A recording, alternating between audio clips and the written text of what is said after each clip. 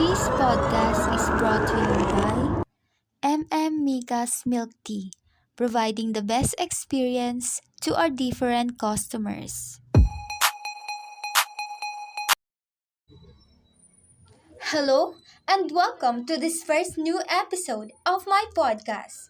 I am your host, Micaela Jane S. Papa from 11 Cambridge. And today's podcast is about the 38th parallel and the talks for reunification. The DPRK, which stands for the Democratic People's Republic of Korea, is what we commonly know as the country, North Korea. North Korea takes up the northern half of Korean peninsula in Eastern Asia. On its left, it has the Korean Bay. On its right is the Sea of Japan. The north of the country is bordered by China and Russia. Both North and South Korea were officially established in 1948.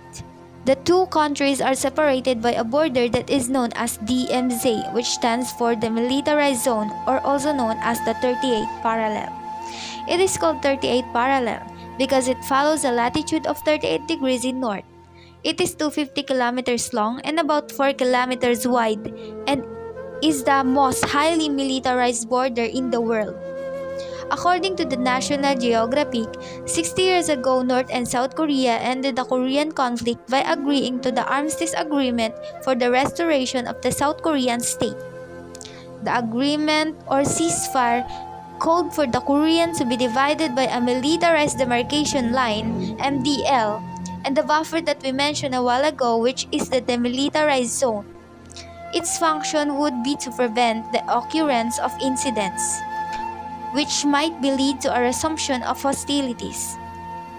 The line was intended as a temporary division of the country, but the commencement of the rivalry that developed after World War II between the United States and the Soviet Union, also called as the Cold War, led to the establishment of a separate US-oriented regime in South Korea under Syngman-rhee, and the communist regime in North Korea under Kim II Sung.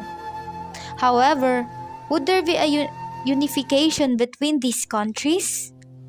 On the other hand, there are various factors that make Korean unification extremely unlikely. Mr. Julian Ko, a professor in Hofstra University in New York, explained that North Korea has difficult relations with all the other countries besides South Korea, which includes the United States and China.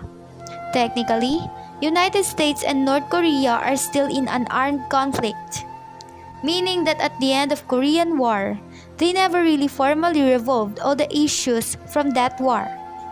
That is why some of US troops are still in South Korea and are pretty much on armed alert.